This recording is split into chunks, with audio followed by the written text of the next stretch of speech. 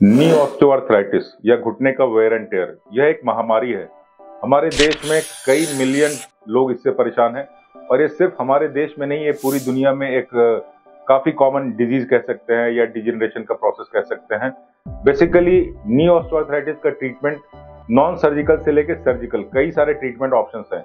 कौन surgical candidate है, कौन नॉन सर्जिकल कैंडिडेट है, ये ऑर्थोपेडिक सर्जन डिसाइड करता है। पर मैं आपको एक बात बताना चाहूंगा, आपको पहली बार जॉइंट पे स्टिफनेस हुई है, पेन हुआ है और आप पहली बार डॉक्टर के पास गए हैं ये दिखाने के लिए मामूली से स्टिफनेस या मामूली से दर्द के साथ, और आपको सर्जरी एडवाइस कर दी गई है, तो शायद ये बहुत ही उचित नहीं है, क्योंकि प्रोबेबली आपका अर्ली स्टेज है। एक क्लासिफिकेशन होती है जो हम एक्सरे पे करते हैं। आपको मैं एक और बहुत मजेदार और बड़ी बात बताना चाहूंगा कि ऑस्टियोआर्थराइटिस के ट्रीटमेंट के लिए हमें किसी फैंसी इन्वेस्टिगेशन यानी कि सीटी स्कैन या एमआरआई की जरूरत नहीं होती। प्लेन और simple traditional X-ray sufficient. Standing X-rays होते हैं ये जानने के लिए कि ऑस्टियोआर्थराइटिस किस हद तक है, और एक्सरे की बेसिस पे क्लासिफिकेशन है, केएल क्लासिफिकेशन कहते हैं उसे। तो बेसिकली केएल क्लासिफिकेशन में अर्ली स्टेज यानी कि स्टेज 1 या 2 और स्टेज 3 या 4, बेसिकली 4 स्टेजेस हैं। किस स्टेज में आपका घुटना है उसके बेसिस पे हम ट्रीटमेंट डिसाइड करते हैं। 1 और 2 में यूजुअली सर्जरी की जरूरत पड़ती नहीं है।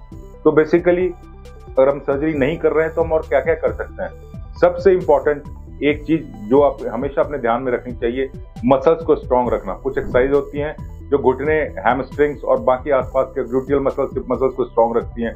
यह करने से काफी फर्क पड़ता है दर्द में, स्टिफनेस में, और फर्दर जो ऑस्टियोआर्थराइटिस के बढ़ने की जो प्रक्रिया है वो काफी हद तक कंट्रोल में आ जाती है।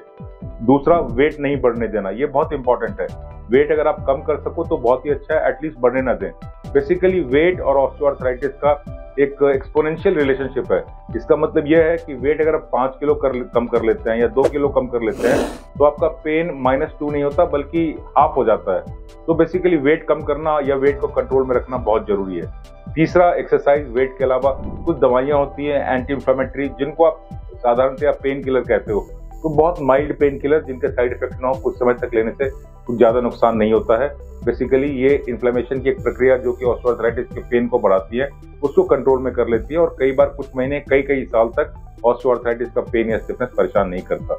इसके अलावा जो सप्लीमेंट्स कहते हैं हम, खाने के सप्लीमेंट्स, टैबलेट, ओरल कैप्सूल होते हैं, जिनमें कोलाजन एक बहुत प्रोमिनेंट है, जिनमें अपने कई सारे पेशेंट्स में यूज करता हूँ और इनवेरिएबली मैंने सभी पेशेंट्स में उसका बेनिफिट देखा है। उसके अलावा ग्लूकोजामीन है, डाइसरीन है और कई सारे सप्लीमेंट्स होते हैं जो अर्ली स्टेज में, आई वुड से स्टेज 1 और 2 में काफी हेल्प करते हैं। पर प्रॉब्लम यह है कि इनको लंबे समय लेना होता है। ये 15 दिन, 1 महीने लेने से काम नहीं चलता। You have to take it minimal for 6 to 12 weeks और प्रोबेबली लॉन्गर, 6 महीने, साल भर तक लेने की जरूरत पड़ सकती है। इन चीजों के अलावा एक और चीज जो नॉन सर्जिकल है, जो बहुत ज्यादा हेल्प करती है, वो है injections. There are certain injections which are available in the market. Hyaluronic acid कहते हैं इसे। हाइलुरोनिक एसिड के इंजेक्शन काफी हेल्प करते हैं। बेसिकली हाइलुरोनिक एसिड एक फार्माकोलॉजिकल प्रोडक्ट है, और hyaluronic acid is a kind of यही चीज है जिससे कि कार्टिलेज हमारा बनता है। तो ये कार्टिलेज को सप्लीमेंट करता है, रिजुविनेट करता है, इन्फ्लेमेशन के प्रोसेस को कम करता है, और इस तरह दर्द और स्टिफनेस कम करके ऑस्टियोआर्थराइटिस की प्रक्रिया को आगे तेजी से नहीं बढ़ने देता। कुछ ब्रेसेस होते हैं जो आप पहन सकते हैं। तो basically what I would like to conclude is that कि हर एक पेशेंट जिसको ऑस्टियोआर्थराइटिस हो वो सर्जरी का कैंडिडेट नहीं है। अगर एक्सरे में आपका अर्ली स्टेज है, अगर आपको बहुत ज्यादा पेन नहीं है, अगर आपको बेनतहा पेन नहीं है, आपको रेगुलरली पेन किलर की जरूरत नहीं पड़ रही, तो आपको सर्जरी की जरूरत नहीं है। आप एक्सरसाइज, दवाइयों से आप उसको काफी हद तक कंट्रोल में रख सकते हो। हाँ, अगर ऑस्टियोआर्थराइटिस आपका एडवांस स्टेज है, स्टेज 3, स्टेज 4 है केएल क्लासिफिकेशन पे, तो आपको सर्जरी जरूर कंसीडर करनी चाहिए, क्योंकि सर्जरी को बहुत ज्यादा डिले करना भी सही नहीं होता। स्पेशली स्टेज 4 में surgery becomes the only option, and then you should not become scared of surgery. You should not run away from surgery.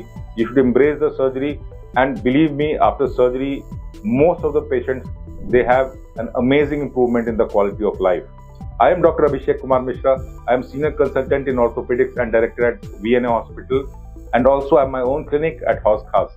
If you have any questions, अगर आपके कोई सवालात हो ऑस्टियोआर्थराइटिस घुटने के बारे में, तो कृपया नीचे दिए गए नंबर पर कांटेक्ट करें। शुक्रिया, धन्यवाद, थैंक यू।